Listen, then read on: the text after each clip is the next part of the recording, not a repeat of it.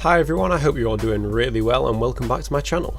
And today I'm just going to be going over some recent NBA trade rumours, so without further ado, let's get right into the video. Starting off, we've got Chris Paul, who's been linked to a lot of teams, but the Lakers is the most probable in my opinion. It's no secret how close LeBron and Chris Paul are, but throughout their 17-year careers, they've never actually played alongside each other. And even though Chris Paul is now 35 years old, this past season he showed that he's still an elite level point guard, and he'd certainly be an improvement on Rajon Rondo. But that is the only issue with this trade. Rajon Rondo needs to be traded elsewhere first, and for very obvious reasons. But Chris Paul as the Lakers starting point guard would strengthen their team even more, and I believe Chris Paul will play even better alongside LeBron and Anthony Davis than he did on the OKC this year, as he won't have to be the main facilitator on offense. I envision Chris Paul playing at a similar level to his Clippers days, where he played with Blake Griffin and DeAndre Jordan. And all those lobs he threw to them back in Lob City will be great practice for the lobs he'll undoubtedly throw to AD. But as previously stated, this trade does hinge on Rondo being traded first. And speaking of Rondo, this jersey I'm wearing is actually a Rajon Rondo jersey. But more importantly, he's now a free agent. So far, the only team to reportedly pursue Rondo is the Clippers. And on the Clippers, it's likely that it'd start over Patrick Beverley, but the Lakers will be very reluctant to trade Rondo to their main rival and one of the biggest contenders for next season. But Rondo is no stranger to controversial trades, as he's played for both the Celtics and the Lakers and is the only player in history to win rings on both teams. As time goes on, I think more teams will express interest in signing Rondo, especially because of how valuable he was in the finals. It's just whether the Lakers see him as so valuable that they decide to re-sign him and not go for Chris Paul. Now moving on to some James Harden rumours, and this is mainly due to Daryl Morey signing as the 76ers general manager. And after a few seasons now with Embiid and Simmons playing together, we've seen that they really don't complement each other's play styles and don't play well together. And from trade rumours I've seen, Ben Simmons would be the one traded to Houston, along with some draft picks. However, this would leave the Rockets with two star point guards in Ben Simmons and Russell Westbrook, which A, is a bad position to be in, and B, I don't know how you can get them to work well together. James Harden and Joel Embiid, on the other hand, will be a completely different story. You've got Embiid, who's the best centre in the league when down in the post and has a respectable three-point shot, although he still shoots far too many for my liking. And then you've got the best offensive player in the NBA who can draw fouls at ease and hit a step back three on anyone.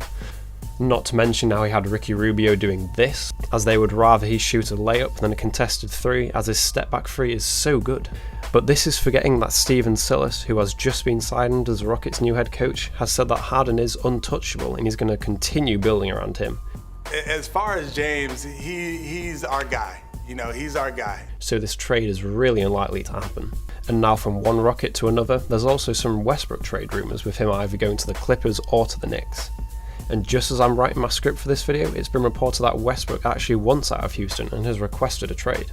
And this is a decision that I think will benefit both Russ and the Rockets. From last season to this season, the Rockets' win percentage dropped from 64.6% to 61.1%, and their playoff run this season was far less impressive.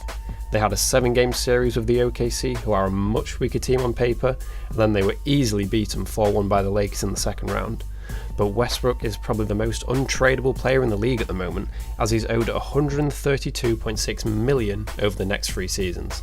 The $44.2 million per year that he'll have to be paid will make him the most expensive per year contract ever. And now at 32, and with his style of play becoming less valuable, I'd be surprised if either the Knicks or the Clippers actually sign him. The Knicks do not need Westbrook taking up all their cap space, as they have one of the youngest teams in the league, and they want to be building and preparing for the future. And Westbrook teaming back up with Paul George just fundamentally makes zero sense. And then adding Kawhi Leonard to the mix just makes things even more complicated. I just couldn't imagine Kawhi and Westbrook working well together at all, as their personalities will undoubtedly clash. There's Kawhi, who's very quiet, reserved and respectful to everyone he encounters, and then on the flip side you've got Russ, who's super energetic, very passionate and loves to talk trash to whoever he's guarding. So if the Clips are looking for a point guard, I say they should pursue Kyle Lowry. He does still have 1 year left in his contract, but that doesn't make him untouchable. However, the Raptors won't let him go easily. In return, they'll possibly after Patrick Beverley, Ivica Zubac and some draft picks. But even if the Clippers team stays exactly the same, I still think they're contenders for the championship this season. Next up, I've got DeMar Derozan, and this is my favourite trade rumour of the lot.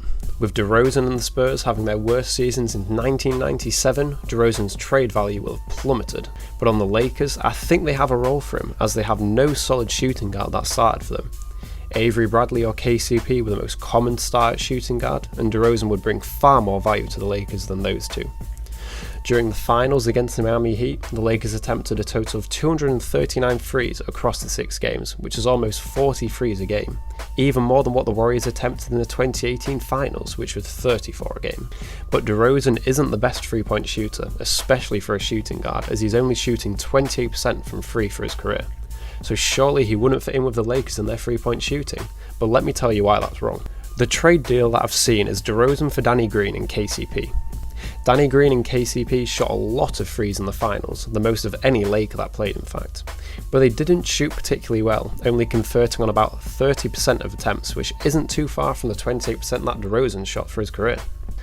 And while they both typically shoot a lot better than this, Danny Green for one is past his prime in my opinion.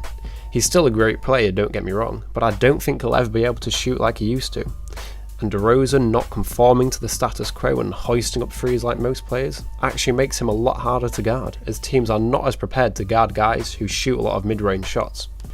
DeRozan has been successful his whole career playing like this, averaging 20 points a game for the past 7 seasons, but what he has struggled with though is being the star player on a team. And we saw this on Toronto, as he was the main guy for the 9 seasons he was there, but then as soon as he was traded for Kawhi, they won a championship. But on the Lakers, he isn't going to have the pressure of being the star player, as there's LeBron and AD for that. DeMar will almost be able to be a role player, but will still give you 20 points a night. If I'm Frank Vogel, this is the one trade that I'd be pursuing, and I'd be happy to give up KCP and Danny Green for DeRozan. And now the final trade of this video is without a doubt the most substantial trade rumour out there, and it's Giannis going to the Warriors. Giannis has said in the past that he's committed to Milwaukee and he wants to bring a championship back to the city. But after the past 2 playoff runs being quite disappointing, you could say, maybe Giannis is having second thoughts. If the Warriors can acquire Giannis and keep a hold of Steph and Klay, that could easily be a championship team. The Bucks are apparently confident though that they can keep a hold of Giannis, as they plan on him signing a 5-year supermax worth between $220 and $250 million. But if Giannis does not re-sign, the Warriors will most likely be the destination for him. The Warriors have a few tradable assets such as the number 2 pick, and then a lot of young players such as Jordan Poole, Marquise Chris, Eric Paschall, Kevon Looney and Andrew Wiggins. The Warriors will pretty much have to clear out all their young players just to get Giannis, but if that's what it takes, then in my eyes it's worth it. But do I think this trade will happen? And honestly I don't. I just think Giannis will stay over the Bucks and he'll keep to his word of trying to bring a championship back to the city, as he isn't really that far off. Last season, him and the Bucks averaged the best record in the NBA, and they definitely have what it takes to win a championship in my opinion. So that's all the trade rumours that I'll be talking about today. If any more pop up in the near future, then I'll make sure to include them in one of my videos. But anyway, thank you so much for watching to the end, and I'll see you on my next video.